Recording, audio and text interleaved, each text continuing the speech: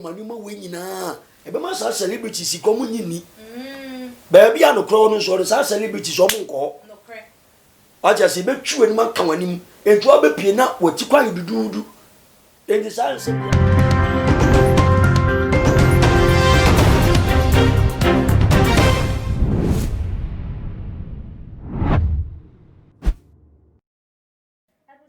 For any other phenomena, Obibia Aquaba, ever too much GHSO. Also, for many about a case capan and so minimal Eddie Eshin. I don't know how to do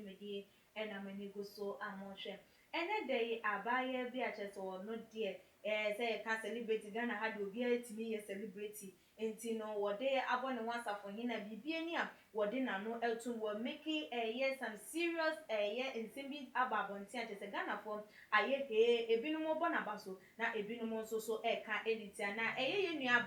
Andra Owuso Adodon in the showbiz say a year Efia Odo, and another day Wababontin Ababekasa and Sembe na ye nuabani enimno efa eye ntade hyem na hu yiye we yiye ne ene nneoma bia boye ewo eye industry no emu na nensem a wode ebebetu edwa ewo ni social media handouts so eye say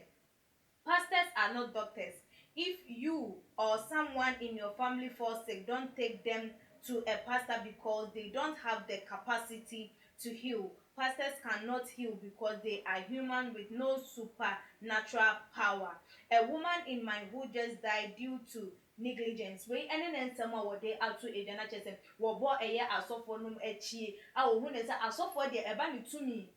Ye desire eba no ahoden ana say ye enwoma bi a ye ema nipa ehoto no pa dia asofo wo mu enibi na ebiemu se wo bi yare a ayaresabia mum ena wo se nipa no yemfa no enkono nkonkoje ayarehwe na ne botaye ana ne nsem a wo de kasa enwoma we nyina se abaye bi a wo ni mpotemu a chese wawuo all because of asofo wo ko ne nchen a chese wo kokope ayarehwe enunti ena ema no ka nsem we nyina bebre na wo de nsem we tu dwa no dodo na so de wo mo adwenche ato eche na ebusuafo mitwa ho me ba me de beba abesom.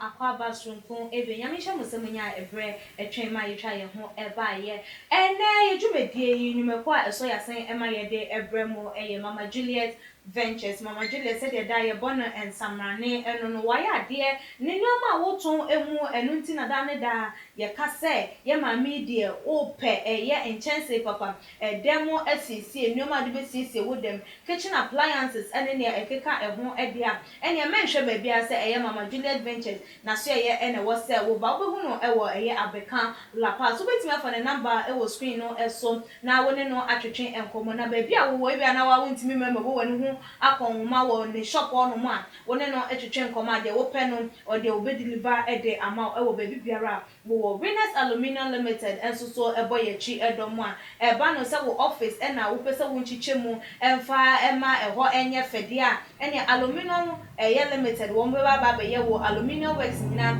ede ama wodan a wasi awie ena wo pe eye glass door wo pe eye sliding window dia ene hwehwe wo mocha kwan no wo mu di sa adwuma no emfa ema na wo so wodan enye eye abefu edenu ebi ne two things so ebo ye chi edomo a chese wo mo de ne de eba no edan eso ebo a wo mo akwadre ewo emu pa wo mpopo wodan so yopo ede ama se de wo mu edi ene wo mo eho etie no enti hwehwe mo chakwan na wo mo so ema wodan so ema wa chese wontu sika engu nso to ewie ebo a na chese wodan de timwa ena etimia so yanka se wo abobra ene dey me guest eye prophet Bernard Esiam asafa wodan no eye Holy Ghost and Fire Prayer Ministry ebusia for kan ho ene ne nkomotwetwe no yemfa enhwehwe so odi for me mo akwaba Ejesu oba pasika bibia boko die Krista da Roma wo se ye dinti ye ho den pa ye de radiase yenhwe ye nuaba ye Efia Odo ne nsem wo de ababetu edwa se asofo monye ayarehwefo monhwe ayarefo yare ena ebiemu susu kra mpo no the ability na capacity no kra no munni na muni moye nipa te say ya muni any supernatural powers bi a ye de esayare abayin nsem a wokan nokura bi ewo mu ana oba pasika mamenchia motifo mpanimfo mo hwe efira manone nyame asomdwin kamo Erade bambo mama nye kese mo ya me boys ne kompa bo do doso muso mo hwe o manga ne mu nyina nyame nhira mo munkoso ema TV station entraining ko akiri mama nchire mu oba pasika Efia Odo meka so a big mistake baby ana ya de bia na meka se me say enye obi say there was one time bia na abranchi bia ye bom pai wi na abranchi na ipia bonti no yeso fa taxi akufi oduru fia no tietie mu so bi die soda won mfe ti obi di soda won mfe no omo rush ne back to asore dem no ye buy no ofi moja as ye hu soda bia o but now was ye lay hands a bom pai amunum wa so what you say enas we nya oni papa biara nyame sunsun na nyame nwoma nkasa wo ne so a nyame akwa oni kwan se the doctor to abrabo so prophet oni kwan se for prophet die no way sa tumi na ye wo no etiyemu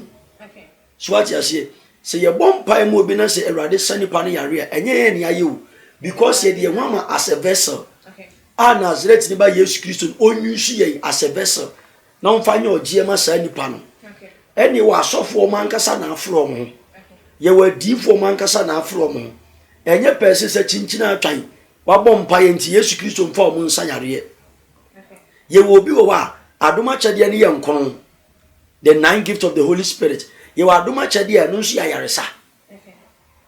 so ati ase enu nti na nka asore dem de wo se nka obinya adoma chade a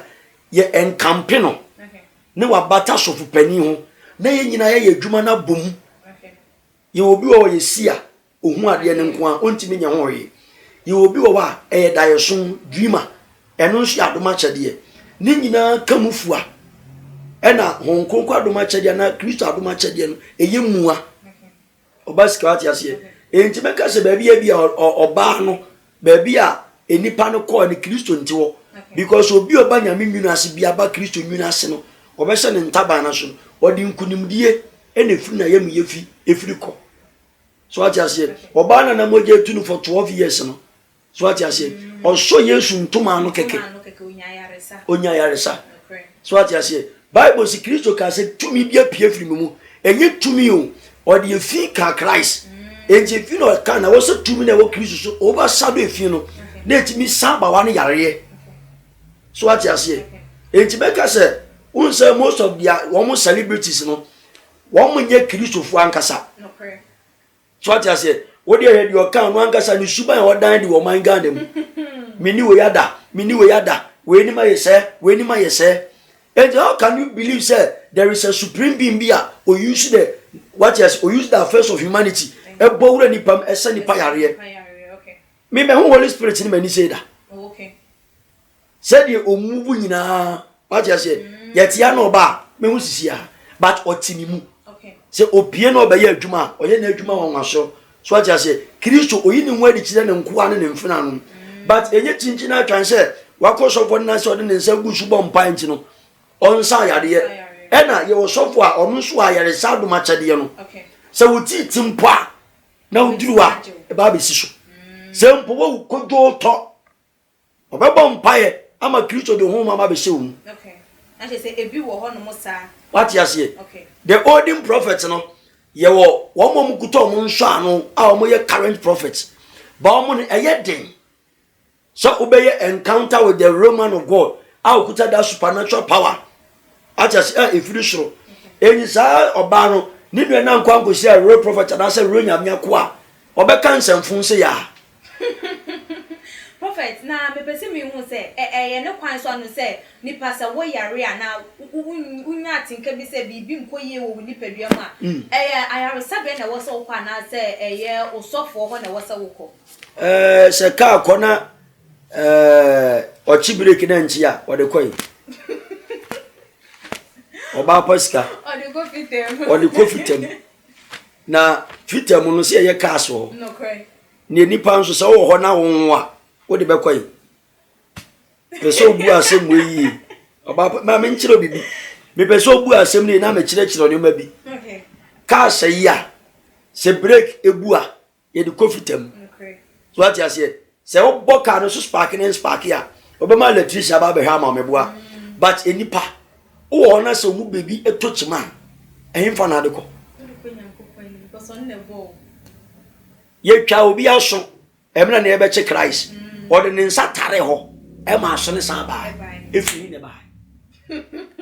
se tie fo ti efiri ne ba okay so what you say abawa ha na onwuba tio abawa ha na onwuba oko elifie ko bom pai su fure Awurade amunum wa Awurade nam elisu ka kire ne se onko afida se so be wo ba eno nso se Awurade bo so be wo dia ode oba ne be ma no tie oba pa iska tia se but you will be owa sa duma chede no onyini okay se de oba yi unse because of omo stars nti omo kasa ekwa akiri ena bebre na ya asomo ma men clear the waves 1 Corinthians chapter 12 verse 1 eba Efia semos aduma chede ahodo no making kevu ba bi obobo aduma chede ahodo no so was na aduma chede egu ahodo enso mu kron ara na osumu nwuma no sugu ahodo na Awurade kron ara na adwumadie no sugu ahodo na onyankopon kron ara eno de dwuma no nyina ewo mu biara na nso ma honhom eyi ni hwadi ewo mu biara mu na ayeyie na ona honhom no suma obi nyansasem ka aha na obobo su o se ona honhom no suma obi nyansasem ka obi nso ma ne nimdisem ka sadia honhom kron arape ofufro nso ma ne gidie faith wa bompae na abi wa bompae ko nyini se be ya adwuma but honhom kronkron na nkasa be ma faith nso be ya adwuma ma eni wo ba ko nso ho a os ayaresadum eno na oba ne ntiase a wa ko sofu bukata wa hwia nkosi os ayaresadum achede os wo ma no tumidie aduma chede ni nyina de wiemu die power and authority ena na Elijah na Elisha omo commande os obi nso wo ma no enkomse os obi nso ma no honhom ahodo ohunumu what one e bia wo so ye prophetess or so ye demon umfiri nyame honhom ahodo ohunumu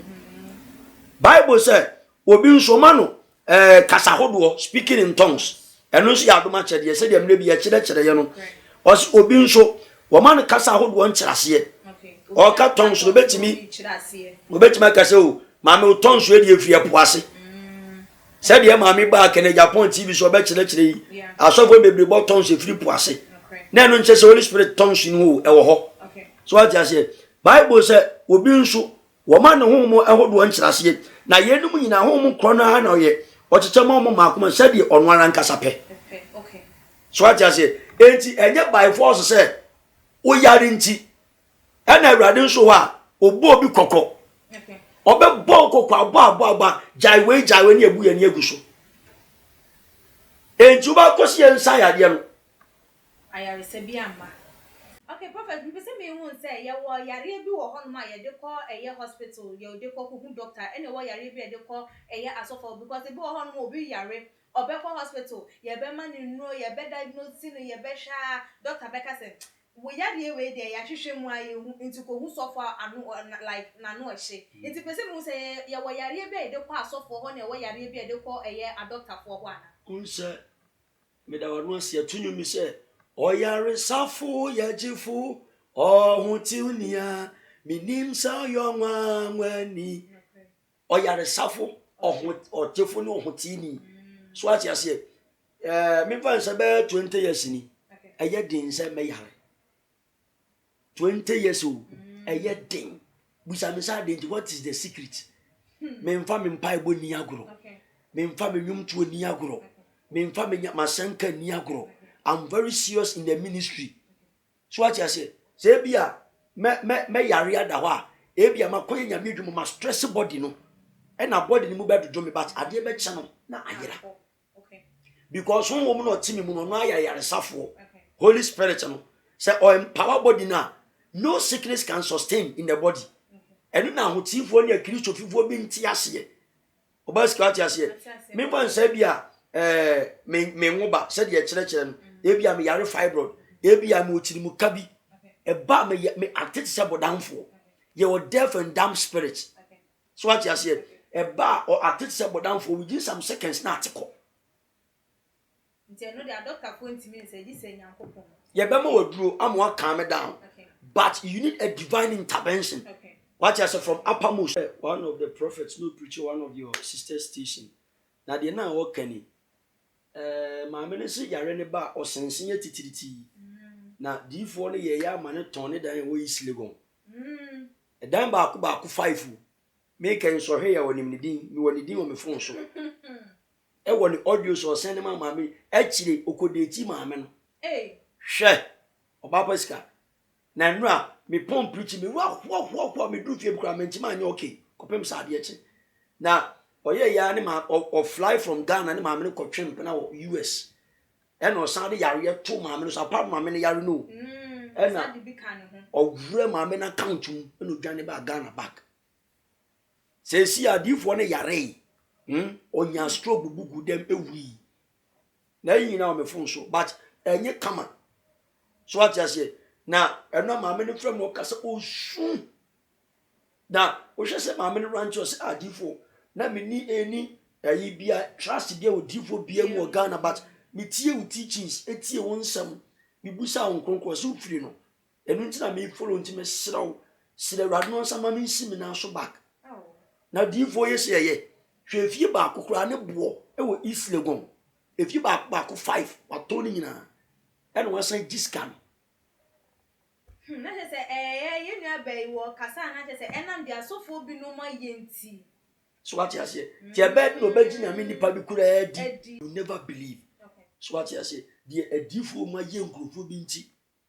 mo send me picture of edifo ba obanyim obi wo Germany all the blacks no won say yo mo asori yo mo ko njo me invite prophet mo Ghana ene ese wakwa akonyi sense of ma me baba ako eno ma posting on in Germany asori bi e blacks bi an omo ni picture wo o si o ma chi na tu na maami ne me kasa se difo ma hwe wa bon ho mpa ya de mi hu ani se ija na me se han one of the symbols a Christo dia say yen so what you say ba ho hwe sa nyoma we nyina e be ma sa celebrities ko mu nyini ba bia no kro no so sa celebrities o mu nko what you say be twu ani ma kan wanim entu obepie na wati kwa dududu endi sa nsem ya no meka okay na just prophet meti wasi yi a ye nua bai na just wo point bi won nsem a wo kan say ebinom like the word na ko so use ye say ebinom bai ni obia o de meka chen say opa onyare on say da nyare na on say da mpatu no mo nso an mfamra makachi hono mo say ye were real men of God. Okay. So what you say ye nko ba bia ban say bia mo me ho bibia nse me ho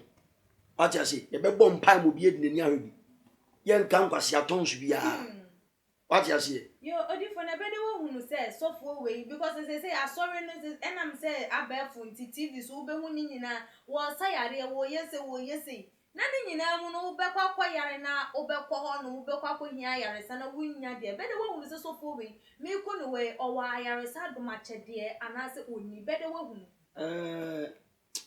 ya pese me bie secret o twetwe me dodo un say one of the signs one obepe menchire 6 na aka ho ya edifo bebiri hwe me no problem obi ti be frame say da ya nim prophetic word but ye hu say isa no mo sa age more information odi enipa no say okwa pe olive oil ye turn the 3 cedi and tea bread no anase pe bodges oil the Bible Jeremiah chapter 17 verse 14 fa oil ni si verse 14 ho ja ho 3 days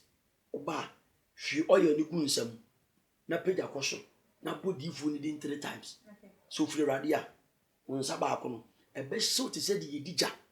anye ja electric won say so electric ba say dey shock you no na wu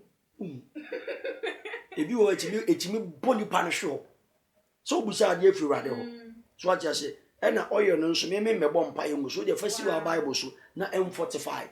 me kura na person hu se me firi rade aye ne saa bomidin egu oil no so erade person hu se wakoa yi efiri enti nam oil no so kasa nkonko nam oil so kasa kristo nam oil so kasa nyankopon nam oil so kasa so what you say ebe so wan kasa yem kura be so odi for ye de yanko modide no eba na wie ya na me pese wontu eye mabunu ne efo emfa eye perception a wo munya efa asofo obinum ho enam ebinum o mu mfiri nyam o munyuma wo mu eye enti madam Soba Pesika, that was Endra. Na many lady be a casa from US. And therefore, me person come and some. I may say, me near D4 Cassia for the view. D4 me person come and some. I'm saying, Yena Menka. The away and the Christo show on painted die. No, see, I was talking about the false prophet. Now, I say, share. Some false prophet, only is true, Sumo Yusua. Chitanam ne leviantan ene be fa go betima gina no ufie baifo kwa untimi nyina wakwa kogina chitanam anim wakwa kogina ba pione sa be fa go demonic entity omu bata Lucifer ho eno kana no tum difo me ba kwa akware me pese me humi se sa me bayi aware ne be yi a wo de hwe perception wan ka sa ka se tia obi wo wa ho mamenka na omuntie mitufu obi wa no kuta the real zeal of God. Okay. But enfunso bi okoye yenti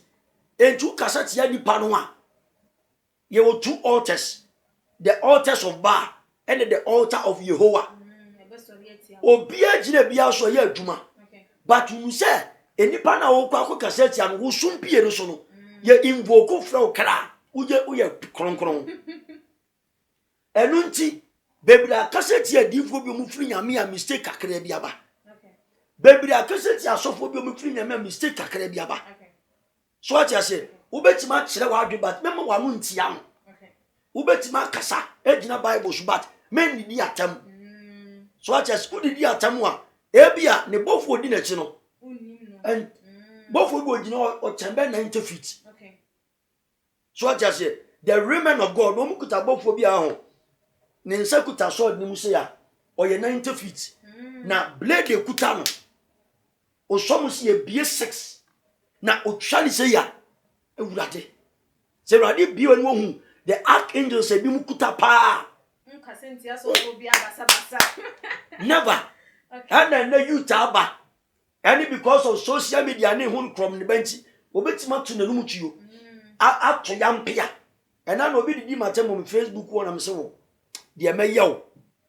me dream altar so da me twiro ne din keke edi share me Bible bia me mfa ma bonten ade ne mu ye dia da ko me Bible ne beba no for when fina na kan de oh ofra me kwasia difo ofra wo mom difo jimifo ede na wonim am say oh eja den fro mu ano ye kasa so kasa odi matema na Bible say difo bi adwo te bi ya kasa na me say eja so be da na adwo enti mema me archangel ba kwa be kire onyansa na me cat your friend me amamfa me blue altar no na me kire ne din na me de share me Bible nim na me gina so kan 7 words edura no pa no wo me Facebook wo e pacho emu videos emu live ube de hu so kuta the unsins of God ube de hu so send play or carry the mantle of Elijah Peter ne Paul mantle ube de hu entu kasete na bus obi biara nye yie but won tias udba go so fie o abrewa bi a wa bo ne bra bi a oje na awu on pe ne ho asam ma wo ye baifo enso ne wa na kuta bayi enti mesere wo emebu na maba emu nketesia eni mu nkola mesere mo ye wo esum wiase se oni han no ase a menko kasente obi o esum onu ye na ade a ohun so ye panu ya akola obedi wawu obebọ dam odam wa na brancha petu awu by force ba bi efi ba mesrew se odi ebu nipa respect nipa na bra ho ase manu ato baba prophet file telephone number to jamaye mesrew ebia uti yanka na bia na wo problem bi ohani amani bi da so atete ni kodan na bi oba pesika ye papa bi frame from US wo ma memfa we twam okay da me nyoma bi o Ghana na me ma bi o mo hwoma ba be wia no se me musa Yehowa ma no me busa first o mante hwe me busa second o mante hwe me busa third o mante hwe me busa 7 times ye toss 7 em wa ye ba oh di for ye panintam me panintam am say me nya sa false prophet ni bi o me pese me nya de ne frenchim say e red wo be consume dem wow chewa maka say me dia me nya difo so as I said but emi ye no ayo mu free abroche ye srem wo sika ntidi ye wo Japan ntidi ye nyame adwuma ne ye me pa che mfo sika nto nyame adwuma ti me srem se mu free abroche ya mo nto mo bu asema ye ena mo nso mo man gal mo free ya mo nto mo bu asema say difo no no da ya ha ye nipa na say difo no wi a wo de ye ha ye wi nipa tuo do pefi mu da ho mesrew number beti ma frame was ni 0249 631 876 0249 631 876 and answer 020 385 1633 020 385 1633 peace manuato Prophet Yabeda was say everything for Prophet Bernard ATM and Motesa or no so Wakaka a year Bible more and ceremony in church. They actually am a woman saying you'll be and was a woman one who ATM bit me a cawadring a dear Nanso so bidding the Panatema ye dear and San Fatadia one who say a such Unkuto and our best wine to Mumma and Suyani and Daho. And comedy of course also watching Chevy and send me say now person who musa wait me to comment no about too much in your comment section a be months so like a videos na share wait me so follow your way IG page at too much age _ me did you made a meeting any APS capa that's the name the best nation macram too much GH. Many have come and many have gone, but you are a great Kankamuka ability, worth being beheld by every optical nerves. That saith the papacy. Keep watching Too Much GH,